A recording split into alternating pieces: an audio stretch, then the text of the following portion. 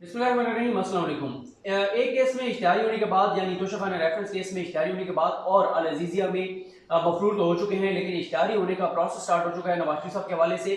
उस इसमें भी जब वो इश्तिहारी हो जाएंगे तो उनकी अपीलें भी खतरे में हैं।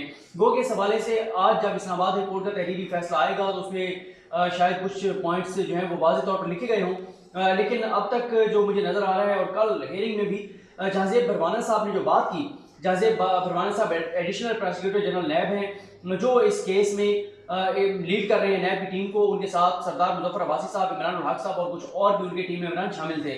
उन्होंने कल एक ऐसा पॉइंट उठाया जो कि मैं समझता हूँ टर्निंग पॉइंट था, जिसके बाद लगता यह है कि नवाज शरीफ साहब की मेन अपीलें भी खतरे में हैं, शायद उनकी मेन अपीलें भी ना सुनी जाएं। लेकिन इसके ऊपर दलाइल भी होने हैं। इसके ऊपर आज तहरीरी फैसला आएगा तो उसमें अदालत वाज़ेह तौर पर लिख भी सकती है, क्योंकि पहले पिछली समात पर ये जो कल समात हुई इससे पहली समात पर तो अदालत ने ये कहा था कि नैब का भी ये मौक़िफ़ है और ख्वाजा हारिस साहब को भी ये मौक़िफ़ है कि नवाज शरीफ अगर इश्तिहारी करार दे भी दिए जाते हैं तो उनकी अपीलें क्योंकि एडमिट हो चुकी हैं तो एडमिटेड अपीलें ऑन मेरिट सुनी जाएंगी।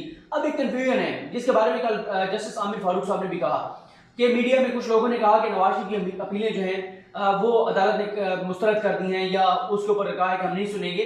उन्होंने कहा हमने दरखास्तों का कहा था, अपीलों का नहीं कहा। अब मैं थोड़ा सा आपको अपीलों और दरखास्तों का फर्क बता देता हूँ। अपीलें नवाज शरीफ साहब की वो हैं जब उनको 3 रेफरेंसेस उनके खिलाफ दायर किए गए एहतसाब अदालत इस्लामाबाद में, 2 में उनको सजाएं हुई और 1 में उनको बरी किया गया। एहतसाब अदालत के फैसलों को जो उन्होंने चैलेंज किया इस्लामाबाद हाई कोर्ट में, 2 फैसलों को जिसमें उनको सजाएं हैं यानी एवनफील्ड में और अल अजीज़िया में, उसमें नवाज शरीफ साहब ने ये जो दरखास्त की है, उसको मैं आम जबान में आपको बता रहा हूँ कि ये जो दरखास्त की है कि एहतसाब अदालत का जो फैसला है ये गलत है, इस फैसले को कलअदम करार देकर और मुझे बाइज्जत बरी किया जाए। नवाज शरीफ साहब की ये जो दरखास्त है इसको कहते हैं अपील, ये मेन अपील है। यानी मेन अपील उनकी ये है कि ये फैसले गलत हैं, मैंने कोई करप्शन नहीं की, मैंने कोई लूटमार नहीं की, मैंने कोई झूठ नहीं बोला, मैंने कोई 2 नंबरी नहीं की और ये फैसला गलत है और मुझे इसमें बरी किया जाए। ये नवाज शरीफ साहब की मेन अपील है। और इसी तरह नैब की जो 2 अपीलें हैं, एक नैब की फ्लैगशिप में अपील है जिसमें नवाज शरीफ साहब को बरी किया गया है, नैब ने उसके ऊपर अपील की हुई है कि बरी गलत किया गया है, नवाज शरीफ साहब को सजा होनी चाहिए इसमें भी। और दूसरी नैब की अपील ये है कि नवाज शरीफ साहब को जो 7 साल कैद सजा हुई है इसमें अल अजीज़िया में, वो 14 साल होनी चाहिए। जबकि ये तो है अपीलें। अब इसके बाद दरखास्तें मौजूद हैं नवाज शरीफ साहब की। कुछ दरखास्तें उनकी पहले से मौजूद हैं, जैसे जय अरशद मलिक वाले मामले के ऊपर उनकी दरखास्तें पहले से मौजूद हैं। अभी 2 दरखास्तें जमा कराई गई थी जिन 2 दरखास्तों को अदालत ने मुस्तरद किया है। उन दरखास्तों में क्या कहा गया था? उन दरखास्तों में यह कहा गया था कि नवाज शरीफ साहब वापस नहीं आ सकते क्योंकि उनके ये मसाइल हैं, ये बीमारियां हैं, क्रिटिकल हालत है। और उस हालत में मैं आपको लास्ट 2-3 वीडियोस में बता चुका हूं जिसमें मैंने समाज का अहवाल बताया था कि अदालत ने नवाज शरीफ की बीमारियों पे क्या क्या सवाल उठाए थे। कि तो उसमें दरखास्त में यह था कि नवाज शरीफ क्योंकि वापस नहीं आ सकते, उनकी हालत ऐसी नहीं है, तो अदालत उनकी गैर मौजूदगी में उनका कोई नुमाइंदा मुकर्रर करके, कोई प्लीडर मुकर्रर करके और अदालत ये मेन अपीलें जो है वो सुने और केस की समाअत जारी रखे, उनको इश्तिहारी करार ना दिया जाए। ये थी नवाज शरीफ साहब की दरखास्त। नवाज शरीफ साहब की दरखास्त ये थी कि नवाज शरीफ साहब को हाजिरी से इस्तिस्ना दे दिया जाए, क्योंकि नवाज शरीफ साहब को कानूनी तौर पर अदालत में पेश होना चाहिए था, क्योंकि उनकी ये जो अपील सुनी जा रही है इसमें उनको होना चाहिए था। और जिस समाअत पे वो नहीं आ सकते थे उस पर उनको इस्तिस्ना की दरखास्त देनी थी। और अगर इस्तिस्ना की दरखास्त जो है वो एक्सेप्ट हो तो फिर ये होता है कि वो ना आए, लेकिन अगर वो एक्सेप्ट ना हो तो फिर सरेंडर करना पड़ता है। तो अब अदालत ने नवाज शरीफ साहब की दरखास्तें मुस्तरद कर दी हैं और ये कह दिया है कि हम इन दरखास्तों को इसलिए नहीं सुन सकते कि क्योंकि नवाज शरीफ इश्तिहारी हो चुके हैं एहतसाब अदालत इस्लामाबाद से तो शखाना रेफरेंस में, और जब कोई शख्स पाकिस्तान में इश्तिहारी हो जाता है तो उसके राइट्स, बहुत से राइट्स खत्म हो जाते हैं, जिनमें एक राइट जो है राइट ऑफ ऑडियंस है, यानी वो किसी भी अदालत में अपना कोई भी वकील पेश कर सकता है, अपनी कोई भी दरखास्त दायर कर सकता है। अब जैसे मैंने आपको कहा कि अब इस पे जहाज़ेब भरवाना साहब की क्या बात थी जो टर्निंग पॉइंट साबित हुई। और ये भी मैं आपको बताऊं, जब ख्वाजा हारिस साहब दलाइल दे रहे थे, रोशना पर मौजूद थे, ख्वाजा हारिस साहब के साथ भी भारी भरकम टीम थी, मुनव्वर इकबाल, शायद उनका नाम मुनव्वर इकबाल दुगल साहब और तारर साहब और बाकी लोग भी उनके साथ रोशना पर मौजूद थे। और भी काफ़ी सारे वकील थे, मुझे सबके नाम नहीं आते। जबकि दूसरी तरफ रोशना पर उनके साथ जो खड़े थे वो जहाज़ेब भरवाना साहब थे, बिल्कुल साथ ही। और जहाज़ेब भरवाना साहब के साथ सरदार मुजफ्फर अब्बासी साहब थे, इन दोनों के पीछे इमरान उल हक साहब थे, नैब के जो प्रोसिक्यूटर हैं, और 2 और टीम मेंबरान थे जिनके मुझे नाम नहीं आते नैब के। तो जब ख्वाजा हारिस साहब जो है वो दलाइल दे रहे थे और मुख्तलिफ केसेस के हवाले दे रहे थे, तो नैब की टीम भी मुसलसल आपस में मुशावरत करके और अपना केस तैयार कर रहे थे कि हमने क्या जवाब देना है, और उन्होंने उसके बाद अपने उस केस को उनकी जो दलाइल थे उसका जवाब भी दिया। जैसे परवाना साहब ने मौक़िफ़ अदालत के सामने ये रखा कि अगर आज आपने नवाज शरीफ को ये रिलीफ दे दिया, दोनों रिलीफ, यानी आपने नवाज शरीफ को इस्तिस्ना दे दिया और उसकी दरखास्त सुन ली, बावजूद इसके कि वो एक अदालत से इश्तिहारी हो चुका है, तो ये निज़ाम इंसाफ के साथ मजाक होगा। ये आइंदा के लिए आप अच्छी रवायत नहीं कायम करेंगे।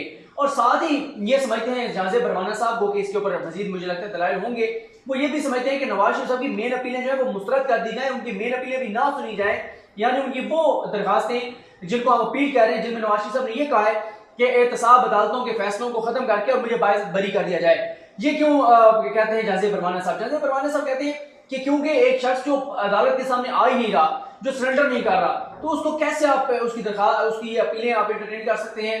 ये तो आप एक आइंदा के लिए एक म्यार कायम कर रहे हैं, रवायत कायम कर रहे हैं कि कोई भी बंदा कन्विक्ट हो, सजा हो, उसको सजा करके वो पाकिस्तान से भाग जाए या छुप जाए पाकिस्तान में कहीं, और आप उसकी मेन अपीलें जो है वो मेरिट पे सुनते रहेंगे। ऐसा नहीं होना चाहिए। ये भी एक उनकी दलील है जहाज़े परवाना साहब की। इस पॉइंट के ऊपर मैंने शुरू में जब ये अपीलें फिक्स हुई थी तो मैंने एक वीडियो की थी जिसमें मैंने आपके सामने राजा आमिर अब्बास साहब और बैरिस्टर साद रसूल साहब का मौक़िफ़ रखा था। उन दोनों का भी यही मौक़िफ़ था कि ये अपीलें नहीं सुननी चाहिए, और वो कि उन दोनों ने भी ये कहा कि अदालत का इस्तेकाक है, इख्तियार है, अदालत फैसला कर सकती है, वो अपीलें मुस्तरद भी कर सकती है, या अदालत नवाज शरीफ की अपीलें ऑन मेरिट सुन भी सकती है, अदालत का इख्तियार है। लेकिन उनका भी पॉइंट ऑफ व्यू यही था कि क्योंकि अपील जो है वो कंटिन्यूएशन ऑफ ट्रायल है, और यहाँ पर भी वो तमाम असूल और ज़ाब्ते और कायदे जो है वो होने चाहिए, अप्लाई होने चाहिए, जो कि ट्रायल में होते हैं, कि ट्रायल में जो है वो पेश होना होता है जो मुल्ज़िम होता है उसको।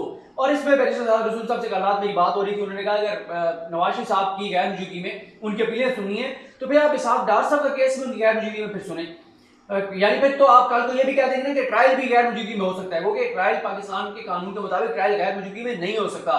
तो फिर अगर अपीलें हो जाएंगी जो कि कंटिन्यूएशन ऑफ ट्रायल है, तो फिर आप ट्रायल भी उनका कर लें, हसन नवाज, हुसैन नवाज के साथ डाल उनका भी सारा सबका वो आप ट्रायल करें। लेकिन उनका ट्रायल नहीं हुआ, उनके केसेस अलग कर दिए गए। उसकी वजह ये थी कि वो मौजूद नहीं थे, इसलिए उनका ट्रायल नहीं हुआ। तो फिर अगर आप ये अपीलें सुनने लग जाएंगे इनकी, तो फिर आप ट्रायल भी शुरू कर दें उधर नीचे एहतसाब अदालत में। और साथ एक और पॉइंट है, इसमें कोई शक नहीं है कि एक शख्स अगर इश्तिहारी भी है तो उसकी अपीलें एडमिट अगर हो गई हैं, ये भी एक टेक्निकल पॉइंट है कि क्योंकि ये अपीलें एडमिट हो गई हैं, अगर वो पहले भाग जाते और सरेंडर ना करते फिर तो अपील एडमिट ही नहीं हो सकती थी, क्योंकि अपील एडमिट हो गई तो इसलिए सुनी जाएगी।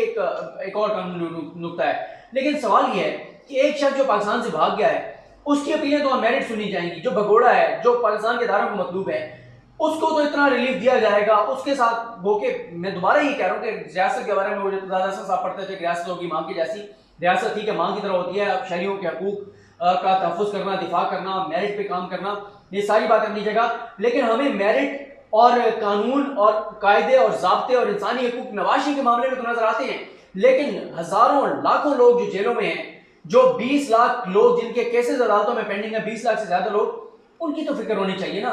जो नहीं आ रहा, जो पाकिस्तान से भागा हुआ है, उसकी फिक्र है कि उसकी अपीलें सुनी जाए मेरिट के ऊपर। लेकिन वो लोग जो रोजाना बेचारे दूर दराज से सफर करके किसी से पैसे मांग के अदालतों में पहुंचते हैं और बगैर समाअत के उनके केस मुलतवी कर दिए जाते हैं, वो लोग जिनके अपने इस दुनिया से चले गए, कत्ल कर दिए गए और आज तक कातिल नहीं पकड़े गए, वो जिनको गलत केसेस में फंसाया गया और वो जेलों में, उनके केसेस कोई नहीं सुनता, तो उनकी पहले फिक्र होनी चाहिए। जो गरीब हैं, जो अदालतों के सामने, इदारों के सामने, कानून के सामने, पाकिस्तान के इदारों के सामने सरेंडर कर रहे हैं, जो मौजूद हैं, जो हाथ जोड़कर कह रहे हैं कि हमें इंसाफ दें, हमारे केसेस सुने, फैसले करें, पहले उनके फैसले करने चाहिए। और ये जो हमें हर वक्त जो हमारा दिल पसीज जाता है ना, तरस आ जाता है हमें ताकतवर के ऊपर, और हम ताकतवर को डिफेंड करने लग जाते हैं, उसके लिए कानून, कायदे और ज़ाब्ते निकालने लग जाते हैं, गुंजाइश निकालने लग जाते हैं। ये सारी गुंजाइशें, ये सारे कवायद और ज़वाबित हमें उन गरीबों पे भी अप्लाई करने चाहिए जो दर-बदर हैं